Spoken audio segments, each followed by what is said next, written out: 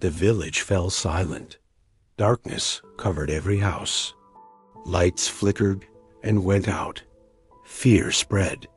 But not Aaron. He lived in a place where the lights often died, where shadows grew long and sudden. While others fumbled and cursed the dark, Aaron was ready. He had seen this happen many times before. He knew what the darkness could bring: panic, confusion, and accidents on the unseen paths. He also knew what a single light could do. He struck a match, its tiny flame a brief star in the gloom. He lit a small lantern, its wick catching hold. The glass glowed, warm and steady. He opened his front door without a moment's hesitation. He placed it on the small stone step outside his home. Its warm glow cut through the night, a beacon of calm. The light pooled on the ground, a small circle of safety. It pushed back the deepest parts of the consuming blackness. Aaron watched it for a moment, a quiet promise in the night. Neighbors peeked out from behind their curtains. They saw the single, unwavering light. "Who's keeping the light on?" A voice whispered from a nearby window. It was a question born of surprise and a little bit of hope. They saw the silhouette of a boy, calm and purposeful. It was Aaron, standing by his small but defiant flame. Then a cry came from down the path. A little girl had stumbled, her basket of bread scattered in the mud. She was lost in the sudden, disorienting void. Before anyone else could react, they saw Aaron moving.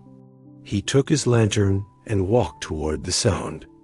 He guided the little girl by her hand, his light showing the way. He helped her gather the spilled bread from the muddy path. An old man, who had been trying to find his way home, saw the light approaching. He had been frozen by the fear of falling. Aaron walked with him next, his lantern lighting up the treacherous stones.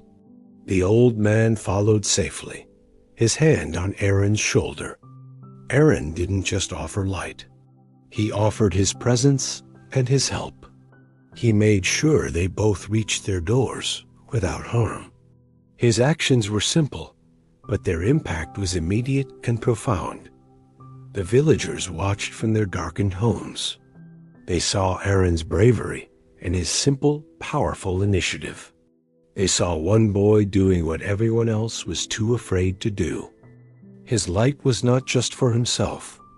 It was for everyone. A feeling stirred within them, stronger than the fear.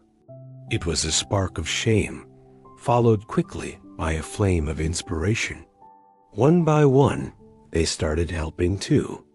A neighbor appeared with a candle, placing it on his windowsill. Another brought out an old oil lamp, its light joining Aaron's. Lanterns appeared in every home, in every window, on every doorstep.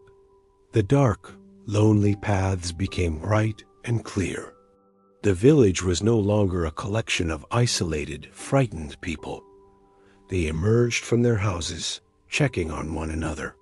They guided those still caught outside. They shared stories and offered comfort in the newfound light. Aaron's small act of courage had inspired everyone. He had reminded them that they were not alone in the darkness. By morning, the sun rose to find a village transformed. The power was still out, but the village was full of light. It wasn't just from the dozens of lanterns still burning bravely. It wasn't just from the candles that had flickered all night long. The true light came from the spirit of the people. It came from the courage they had found within themselves. It came from the kindness they had shown to one another. The blackout was no longer a crisis. It was a shared experience. The fear was gone, replaced by a sense of unity and strength. The village had learned a lesson that would last longer than any power outage. They learned that a community is strongest when it shines together. Your courage can inspire an entire community.